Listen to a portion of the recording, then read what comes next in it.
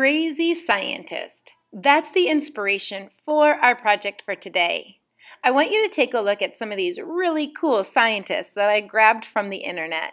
As I'm looking at some of these scientists, I'm looking at different kinds of facial decor or hair ideas and expressions on their face and trying to utilize some of that into my project today.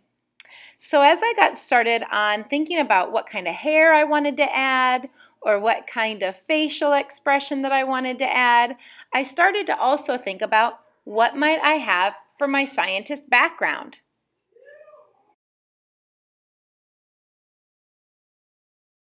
Beginning with the end in mind, these crazy scientists can be a lot of fun to draw, decorate, and color. So let's go ahead and start off with our drawing. You're going to get a piece of paper that has some eyes on it that looks something like this to help you get started. You can use those eyes. If you'd rather not, you can just either ask for a different piece of paper or just draw your own on the other side. Either way, it's totally up to you. So I'm going to go ahead and start off by drawing my oval head, add on a nose, a mouth, some hair and shoulders. So as you're watching this part of the drawing, just go ahead and start thinking about what kinds of ideas from the beginning of the video inspired you. What kind of hair did you want to add to your crazy scientist? What kind of jacket did you want to add into your crazy scientist as well? I just had fun starting out with my pencil and starting to create and draw into my project. This is the part that took a lot of time for me because I was planning out and using my imagination and creativity to start thinking about what I wanted my end of the scientist to start looking like. Also, don't forget about your background. At the beginning of the video, I talked to you a little bit about what the scientist might be doing, what the scientist might be making, or what kinds of tools or equipment you might see for around your scientist.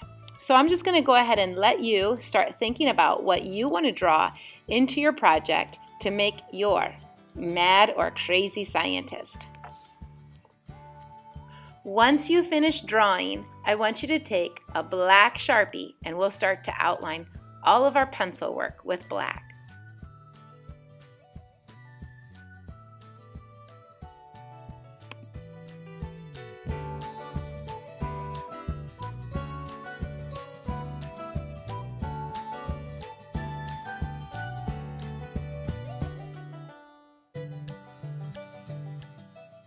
So here we go. I went ahead and I took a different project and I did the same thing essentially. I drew out what I wanted for my scientist.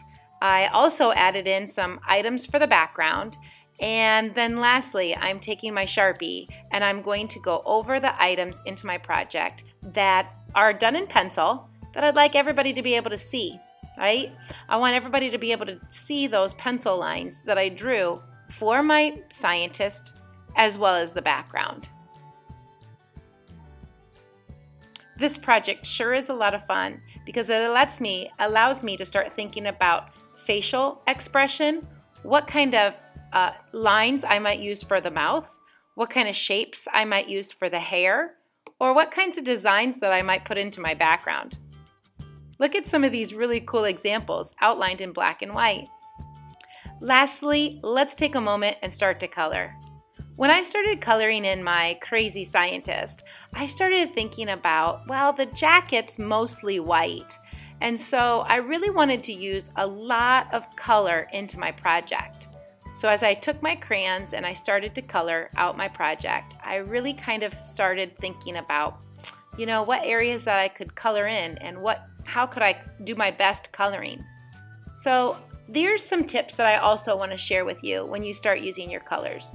One, I can use a little bit of marker to do some outlining like I did around the glasses, like I'm using a little marker right now for the mouth. If you want to start with marker just to do your outlining or coloring in some areas, but look at this. If I press down hard with my crayon, it's going to give me a dark value. If I press lightly with my crayon, it'll give me a lighter value. It starts to make my coloring look a little more 3D. I'm going to continue doing that, a little bit more of that now. Lastly, let's take a moment, pick out a color that you want to use to color in your background. Remember, the jacket of your scientist is mostly white, and so thinking about that, let's color in the background as much as we can. I love the way this turned out. I had a ton of fun creating this project, and I hope you do too. Thanks for watching. Make some great art!